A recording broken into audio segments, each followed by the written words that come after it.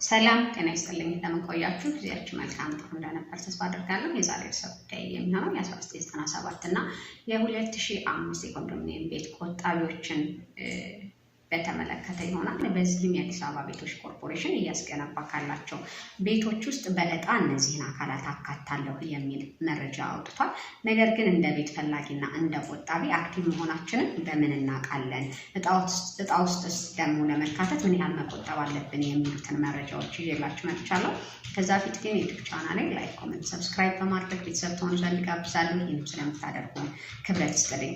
እንግዲህ ኦልሞስት ከ13 ዓመት በላይ በቁጠባ ላይ ያላችሁ የቤት ፈላጊዎች አላችሁ። ነገር ግን አክቲቭ መሆናችንን ወይንም ደግሞ ሲስተም ላይ መኖራችንና አለመኖራችንን በምን ማረጋገጥ አለብን የሚለው የመጀመሪያው ነገር ምንድነው?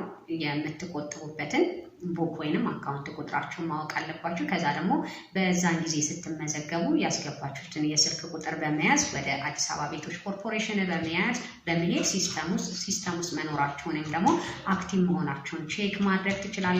ከቻላችሁ አካውንታችሁን እና ስማችሁን መናገር ትችላላችሁ።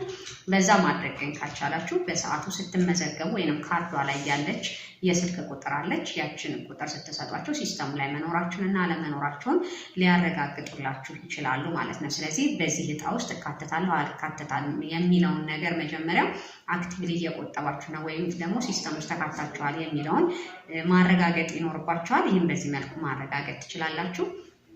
ሁለተኛ የሚነሳው ነገር እንግዲህ ምን ያህል ብንቆጥብ ነው በዚህ ዕጣ ውስጥ ልንካተት የምንችል ነው የሚል ነው። እንግዲህ በራሱ የሆነ የተቀመጠ ሊሚት አለ በየወሩ እንድንቆጥብ ከስቱዲዮ ጀምሮ ባለ 1 መኝታ፣ ባለ 2፣ ባለ 3 እያለን ስንሄድ ለ20/80 እና ለ40/60 ፎርማት የተቀመጠ ተመን አለ በየወሩ የሚቆጠብ። ስለዚህ መስራት የሚኖርባችሁ ምንድነው ከ2005 ጀምራችሁ እስከ 2018 ባለው ወይንም ደግሞ ዕጣው እስከሚወጣበት ጊዜ ባለው ውስጥ ሳታጓድሉ መቆጠባችሁን ቼክ ማድረግ ነው። ስለዚህ በየወሩ ያን ከዛ በአመት ምን ያህል ይመጣል የሚለውን አባዝታችሁ እስከዛ ቱ ደ ሚኒመም በዛ መጠበቅ ይኖርባችኋል ማለት ነው። ስለዚህ እንዳጠቃላይ አሁን የመጣው ሀሳብ ጥሩ የሚባልና ተስፋ ያለው ነገር ነው። ስለዚህ ከዚህ በፊት ቁጠባ ማቆርጣችሁ የነበራችሁ ነገር ግን ያላወጣችሁ ኢንአክቲቭ ያላስደረጋችሁት አክቲቭ ሊኖሩ ግን ብሩን ያላስገባችሁ ሰዎች የተወሰነ ያን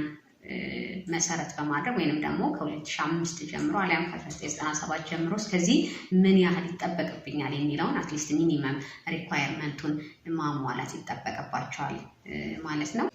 በመጨረሻም የዩቲዩብ ቻናሌን ላይክ፣ ኮሜንት፣ ሰብስክራይብ ማድረጋችሁን አትርሱ። አመሰግናለሁ።